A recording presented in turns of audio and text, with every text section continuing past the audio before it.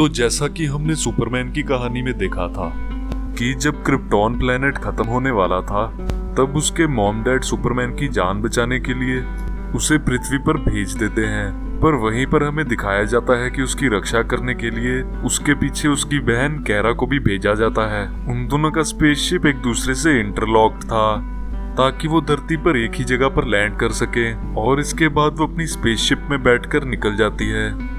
पर जब यहाँ पर क्रिप्टॉन प्लेनेट डिस्ट्रॉय होता है, तब उससे यहाँ पर बहुत ही स्ट्रॉन्ग शॉक वेव निकलती है, जिसकी वजह से कैरा का शिप एक फैंटम जोन में चला जाता है, यानी कि स्पेस के एक ऐसे जोन में जहाँ पर समय गुजरता नहीं था।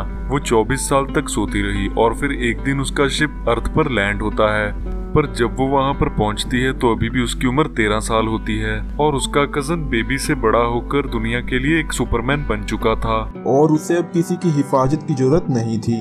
सुपरमैन कैरा को लेकर उन्हीं के पास गया जिन्होंने उसे पालकर बड़ा किया था, क्योंकि यहाँ पर वो चाहता था कि उसका भी बचपन उसी की तरह गुजरे।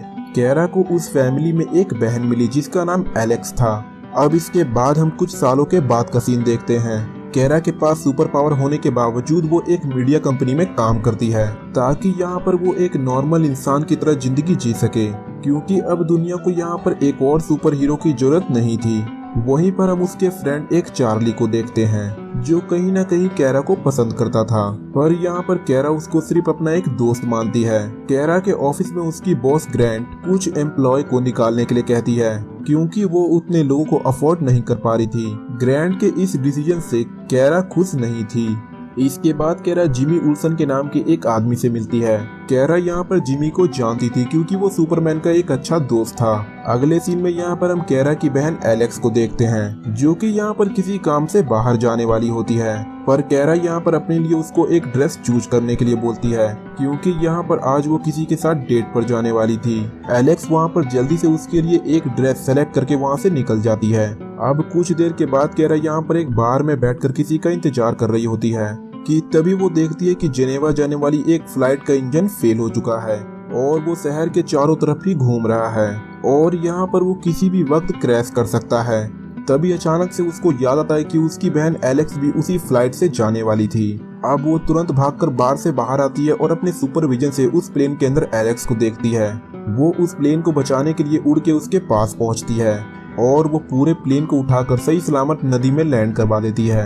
एलेक्स उसको ऐसा करते हुए देख लेती है और वो घर आकर कैरा से कहती है कि उसको ऐसा नहीं करना चाहिए था, उसे यहाँ पर अपनी पहचान छुपा के रखनी थी।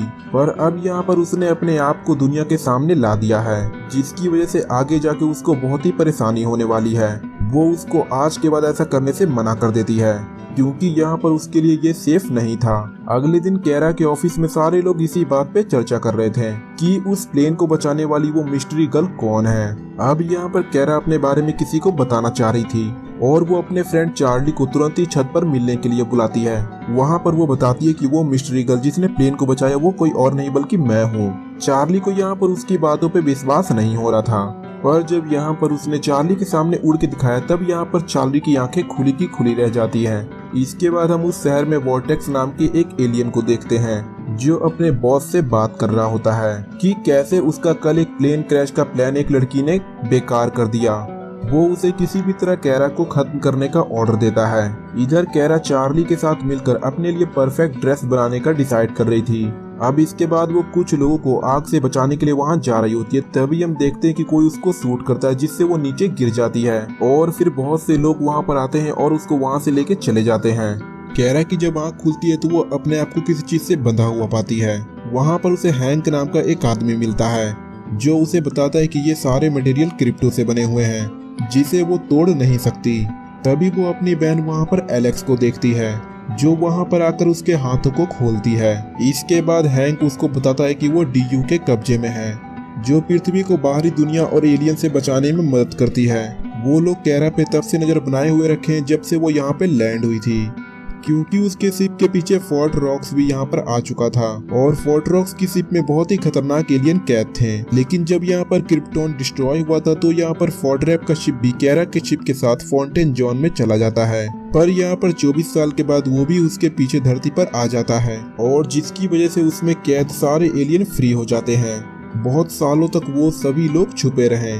पर अब यहाँ पर वो धरती के लिए खतरा बनते जा रहे हैं और वो सारे एलियन मिलकर कुछ बड़ा करने का प्लान सोच रहे हैं। अगले दिन यहाँ पर कैरा को पता चलता है कि उसकी बॉस ने उस मिस्टीरियस गर्ल को सुपर गर्ल का नाम दिया है, जिसे देखकर उसकी बॉस काफी खुश हो जाती है। कैरा जब जिमी से इस बारे में बात कर रही होती है तभी अचानक से उसको किसी की आवाज सुनाई देने लगती है। वो उसे अलूरा की बेटी कह के बुला रहा था और उससे कहता है कि अगर वो शहर के लोगों की जान बचाना चाहती है तब वो तुरंत शहर के पावर प्लांट के पास आकर उससे मिले। कैरा यहाँ पर बिना कुछ सोचे उससे मिलने के लिए वहाँ चली जाती है। वहाँ पर पहुंचकर वो उसे बुलाने लगती है कि तभी उस पर वही एलियन वॉर्टेक्स उस पे हमला कर देता है। कैरा उससे पूछती है कि वो कौन है और वो उससे क्या चाहता है।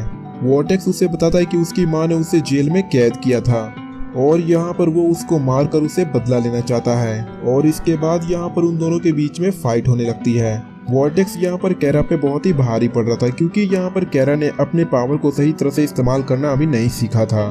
वो उस पर एक कुल्हाड़ी से वार करता है जिससे कैरा यहाँ पे घायल हो जाती है। वो उसे मारने ही वाला होता है कि तभी वहाँ पर एलेक्स अपनी टीम के साथ वहाँ पे पहुँच जाती है और वो वहाँ पर कैरा को बचाकर डीओ के हेडक्वार्टर में लेके चली जाती है।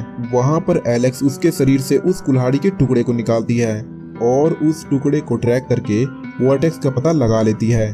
कैरा यहाँ पर हैंक से कहती है कि वो इस बार उसे जरूर खत्म कर देगी और अब वो उसके पास पहुंच जाती है और उसके ट्रक से यहाँ पर टकराकर नीचे गिर जाती है।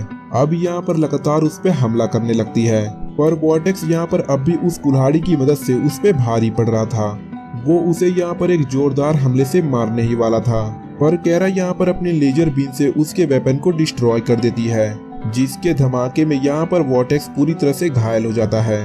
पर वो यहाँ पर कैरा के सामने सरेंडर करने की बजाय खुद को ही मार लेता है।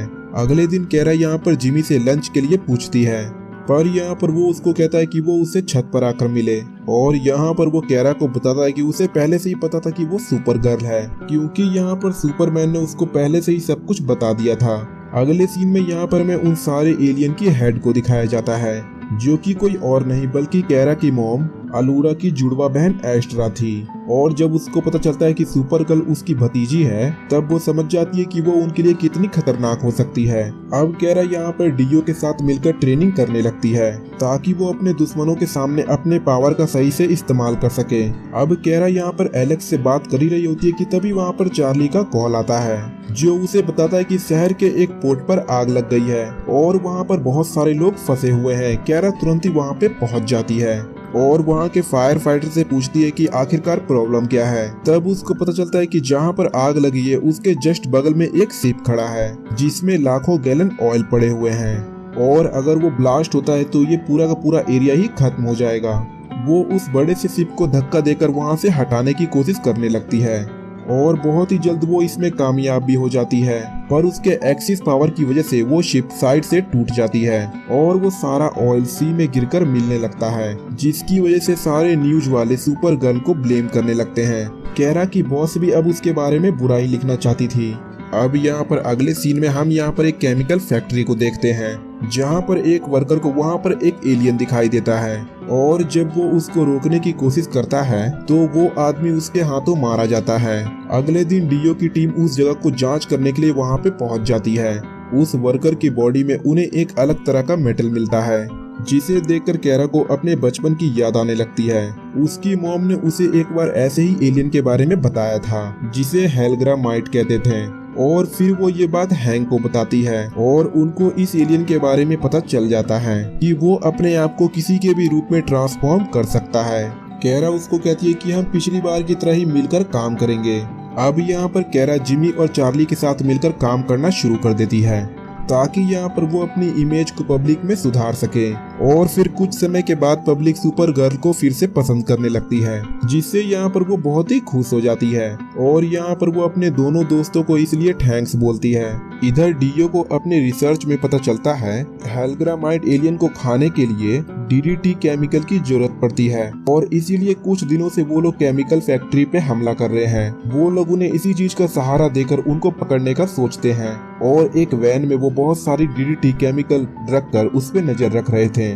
उन्हें यहाँ पर उम्मीद थी कि उसकी महक से वो एलियन वहाँ पे जरूर आएगा। तभी अचानक से वो एलियन उस वैन पे हमला कर देता है। हैंक और एलन उस पे फायर करने लगते हैं पर वो एलियन उन पे हमला कर देता है, जिसकी वजह से वहाँ पर एलेक्स घायल हो जाती है और वो उसे उसकी गाड़ी से उठाकर एस्ट्रा के पास लेके जाता है। कैरा को जब इसके बारे में पता चलता है तो वो हैंक पर काफी गुस्सा हो जाती है। अब कैरा उसको खुद ढूंढने के लिए वहाँ से निकल जाती है और बहुत ही जल्द उसको अपनी पावर से पता चल जाता है कि एलेक्स कहाँ पर है। वो तुरंत ही इसके बारे में हैंक को बताती है और वहाँ पर जल्दी से उसको पहुँचने के लिए कहती है और इसके बाद कैरा सीधे उस जगह पे पहुँच जाती है जहाँ पर उसको एलेक्स दिखाई देती है। पर तभी वहाँ पर उस पे हमला होता है और वो वहाँ पर एस्ट्रा को देखती है। कैरा उसको कहती है कि वो तो मर चुकी थी क्रिप्टॉन के डिस्ट्रॉय होने से, पर यहाँ पर वो उसको बताती है कि वो मरी नहीं थी क्योंकि उसकी मॉम ने उसे जेल में बंद किया हुआ था। यहाँ पर वो कैरा को अपने साथ मिलकर उसको काम करने के लिए कहती है ताकि पृथ्वी पर वो राज कर सके। पर यहाँ पर कैरा उसकी बात से सहमत नहीं होती है तो आइस्ट्रा उस पे हमला करने लगती है और बहुत ही जल्द उसको मारकर वहाँ पे घायल कर देती है। पर तब तक वहाँ पर हैंक आ जाता है। एस्ट्रा उसको पकड़कर वहाँ मारने ही वाली होती है, तभी हैंक वहाँ पर क्रिप्टोनाइट से बने चाकू को उसके हाथ पे मारता है, जिससे यहाँ पर एस्ट्रा को बहुत ही तकलीफ होने लगती है और वो वहाँ से भाग जाती है। एलेक्स का उसके बाद फिर बहुत अच्छे से इलाज किया जाता है और वो यहाँ पर कैरा को अपनी जान बचाने के लिए थैंक्स बोलती है। उसके बाद वो कैरा को एक रूम में लेके जाती है जहाँ पे वो रिकॉर्डेड वीडियो के थ्रू अपने क्रिप्टोनियन वासियों से बात कर सकती थी। अगले सीन में हम एशग्रा को देखते हैं जो कि उस चाकू की वजह से बहुत तकलीफ में होती है। आगे के एपिसोड देखने के लिए हमारे चैनल को सब्सक्राइब कीजिए, लाइक कीजिए और बेल बटन दबाइए।